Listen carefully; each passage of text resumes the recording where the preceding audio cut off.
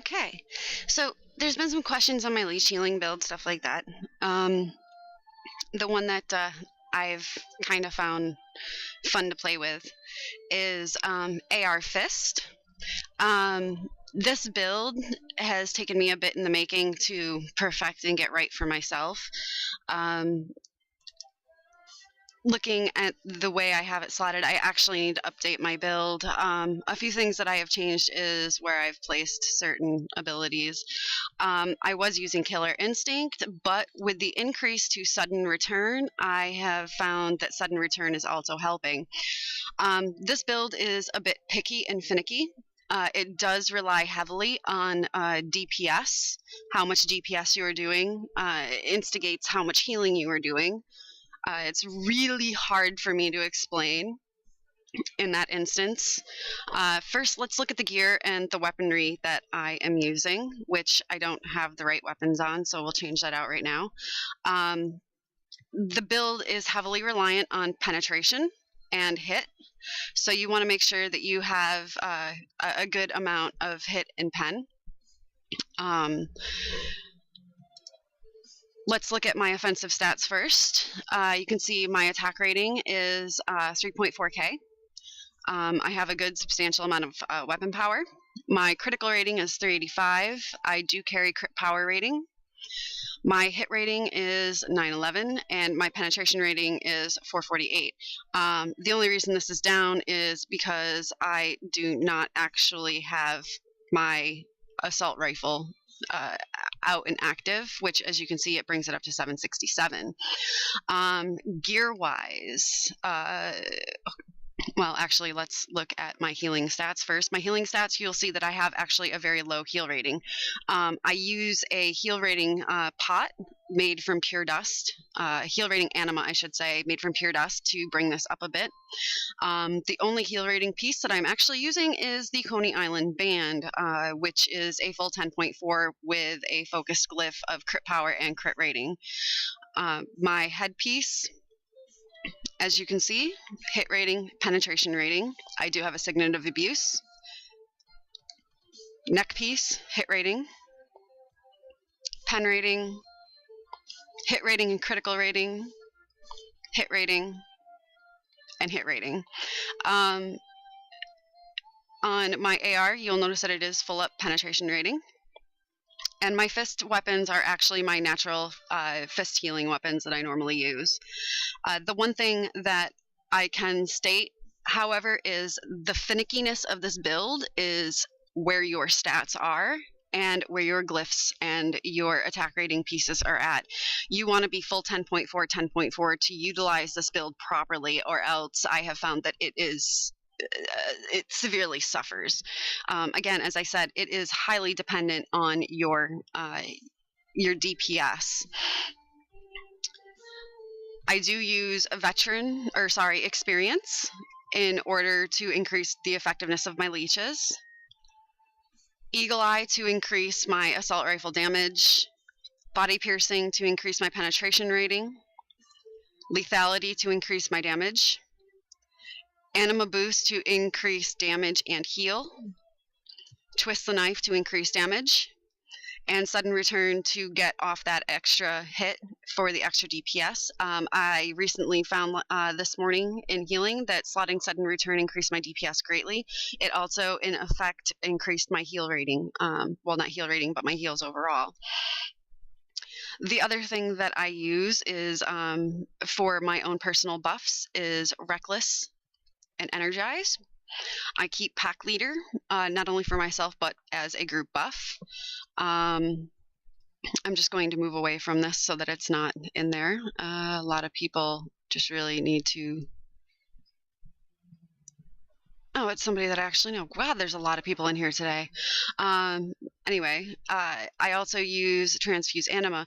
Somebody asked me about Anima Burst, and I find that Anima Burst is just not as effective. The cast time actually can drag you down. So I stick with the Anima Shot, which is an instantaneous heal, and Transfuse. I will build, transfuse, build, transfuse, build, transfuse. When the first set of buffs go out, I will pop my pack leader, which instantly helps to increase my DPS along with theirs. Energize and Reckless with pack leader, and then when Energize and Reckless are back up, I will then revert to putting them up, go back into my rotation of Transfuse and Anima Shot. The other thing that I carry is Fire It Up and Shelter. These are my AoE heals.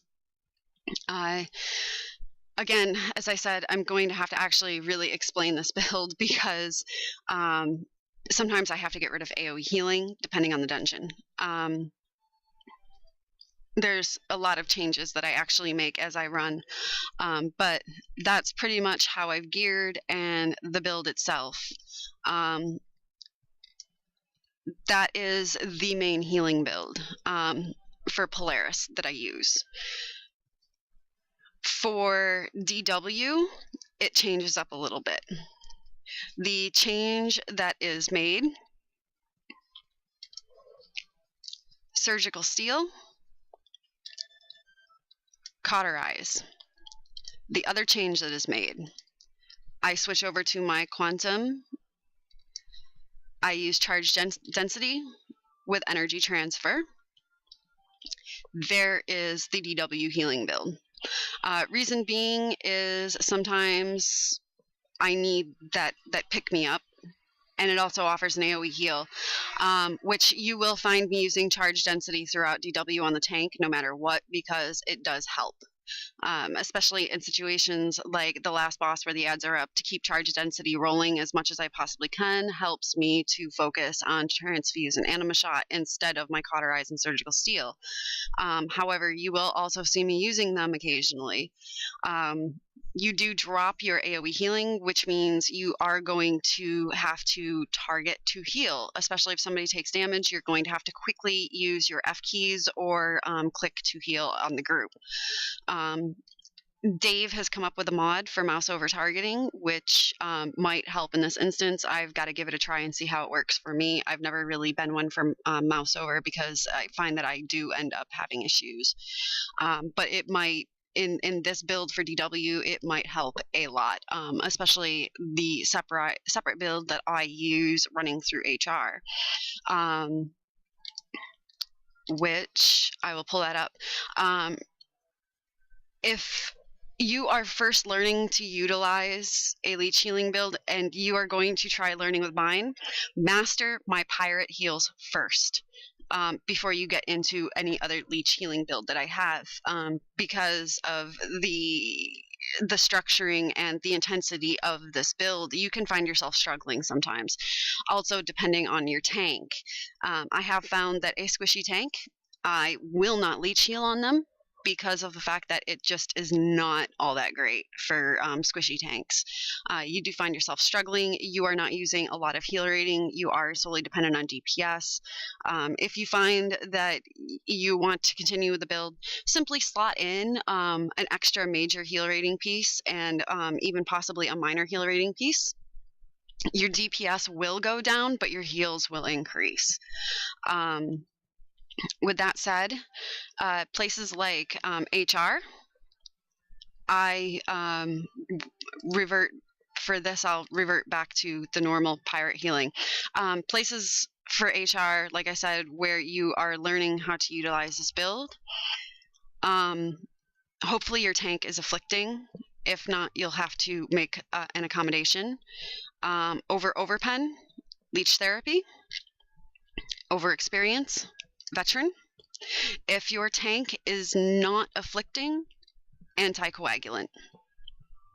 This way you have a constant afflict happening for yourself. In order for leech therapy to work, as it's noted, you have to have an affliction up in order to AoE heal with it. It's either that or you're just relying on your 7 counters from veteran, which the last boss of HR, yeah, not always great. But that is that for HR healing in this build. You are doing DPS, which means when the shield comes up on the last boss, stop firing. When the shields come up on the 5th boss, stop firing. You will kill yourself. I've done it many times. It's not fun. The group hates you for it. So yeah, make sure that you are accommodating yourself if the tank is not setting afflictions. A simple talk to the tank saying, hey, do you mind running afflict for me so that I can keep my DPS up, or do you want me to just run my own affliction? Again, as I have stated before, affliction seems to be an unwritten rule in this game, that the tank absolutely has to do it. However, I have run across tanks who do not afflict, believe it or not. So yeah, that can actually hinder you quite a bit on the AoE healing. So there is that. These are explanations in a nutshell. You will have to actually put them into practice. Now, I do have... Where is it? I think I actually got rid of it. Oh, here it is. I renamed it. This is my Tyrant Healing build. Tyrant Healing, this one requires all heal gear. No DPS gear whatsoever. It does allow you to shoot the shield as much as you want, which means consistent heals. It is a blood healing build, as you have noticed. You can set Anima Vessel, but make sure that your tank is full up on health when you do it. Shot of Anima is your main heal on the tank. Anima Vessel to force players to heal themselves in a way. Cold-Blooded I do use on this fight. It is my crap. I'm away from the tank. I can't heal him quick enough. I need time because I'm running away from the targeter. I spam my Cold-Blooded out and bam, good to go. Again, this build, if you do not have a tank healing for you, or afflicting for you, I mean, you will slot anticoagulant over Brawler in order to make sure that your leech therapy is working. Increased dosage for my Shot of Anima, Veteran again, Shadow Medic, Anima Boost, and Donor. A lot of people ask why Donor. It's because I always have the tank targeted and I can slot a shield over them just to give me that extra added oomph. So that is one other type of AR leeching build that I use. Again, it is not a DPS build. It is a pure healing build, but it allows you to shoot the shield and you can stay as far away from the tank as you can to your outer reaches and stay away from the group while AoE healing at the same time. It does require a platoon. Well, it doesn't require a platoon. I just like having platoon in there for when Cold Blood is down. I have an extra AoE heal if it's needed. So there's that one. My shoddy heals. This is a very finicky build. It does allow you a cleanup. Personal opinion of mine, my cleanup is utility. If a DPS drops, I am still doing DPS. Therefore, if they drop, I have a backup cleanup if it's needed. It does offer a group buff of Breaching Shot. My Energize, which I use consistently whenever it's up. Platoon for an extra added AoE heal. Flak Jacket to help decrease the damage that's going around, because of that reduction is really nice. Again, it does require an afflict. I've actually taken, with my pen and hit being as high as it is, I've actually removed Fever Pitch for sudden return for the extra added DPS. Depending on group buffs and group rotations, my damaging leech builds do see upwards of 20k crits on occasion. The only time that I've seen them do this is when there is a deadly aim, a pack leader, a breaching shot, and a short fuse up. Oh my god, awesome. Really high DPS if you're full up. Again, this one does require you to have really, really high DPS in order to get the healing out that is needed. This build is also a natural AoE healing. The reason that I suggest using the pirate healing, especially in HR, is because you have Fired Up and you have Shelter, which is your AoE healing for when somebody takes macro shocks and you need to pull group heals back up and stuff like that.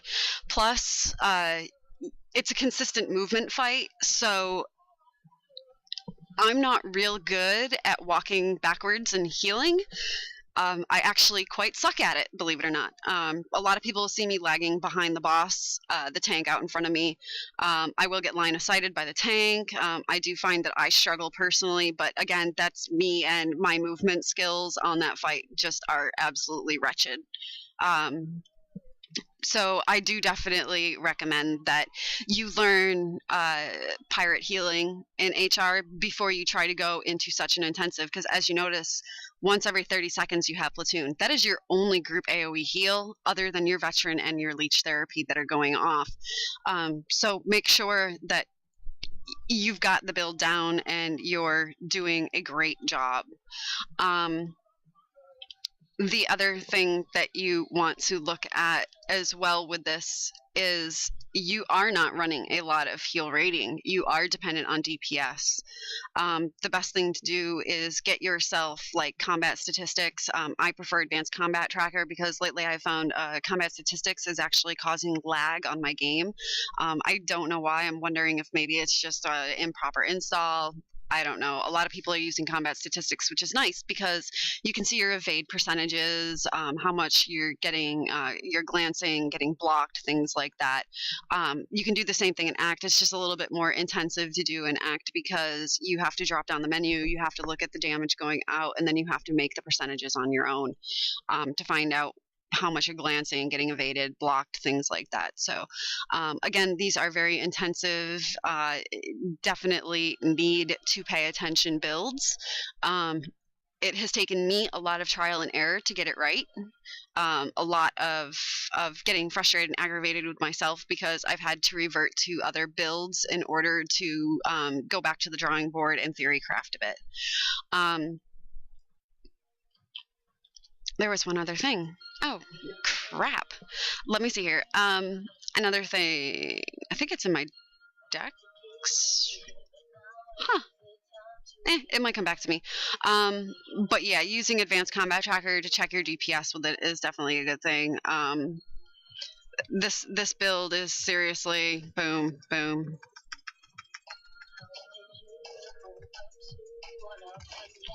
I do like to use Abuse and Laceration because of the DPS increases that they give. There's no buffs going out, so obviously it's not going to be that great, but the DPS is nice. Running about 11k, or sorry, not 11k, 1100 or higher, which is nice. The utility of it is nice to have as well. Slot Fever Pitch, if you do notice that you are glancing a lot in the builds, definitely take Sudden Return out and slot the Fever Pitch because it will help. DPS will probably go down, but you're not glancing. In a glance, you're only doing 25% of the heal that you possibly could. And I have noticed that in this build, your heal compared to your DPS, your heal is theoretically in my head, I want to guesstimate and say that my heals are 60% of my DPS. So the higher my DPS, the higher my heal. Again, that's hypothetical. It's an educated guess. I haven't actually sat down and do the math on that. So definitely look at where your own levels are. It's not an easy build, as I have said. So, but yeah, that's pretty much it in a nutshell. So again, just remember, it's trial and error. If it doesn't work for you, it could be in the gear. It could be you just don't have enough penetration rating, which talking to somebody else in Cabal Chemo gave me some tips. The penetration rating and stuff, it's really great for your DPS and your heals as a leech healer.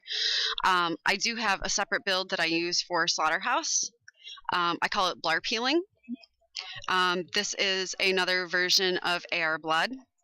As you can see, experience, ebb and flow, twist the knife, anima boost, lethality, eagle eye, shadow medic.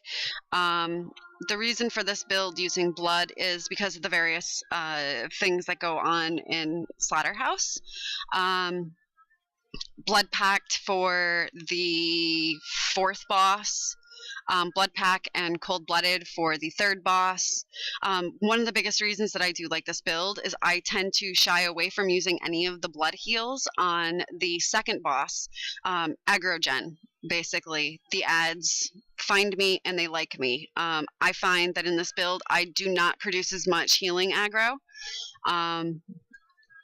So it definitely helps out a lot. If an ad is far out and hasn't come back to the group yet because it just hasn't gotten into a position, I will cold-blooded on the tank just to pull that ad in faster so that when the blue phase does happen, the ad is there for the tank to grab and get out of the way. And it stops 5k volting him. So again, the gear is DPS based primarily. I personally, with my gear where it is, I'm only using the 1 heal rating piece plus a heal rating pot. If need be, I will slot my neck piece to give me extra added heal rating. If I need health, like for the first boss of HR, I actually use just a magical protection rating because the hit is a magical attack, and it does increase my magical protection rating to a degree where I don't take the hit as badly, and I can stay with just my 2 signets of vigor running at 2300. However, on the 5th boss, Recursia, I will either use an HP pot, or I will slot my Valor's Bone of Elation there that I use for tanking. So, but that's that in a nutshell. I know it's probably not the greatest explanation ever out there, but it gives you a general idea. So there you go. Have fun, take off, and see what you can do with it.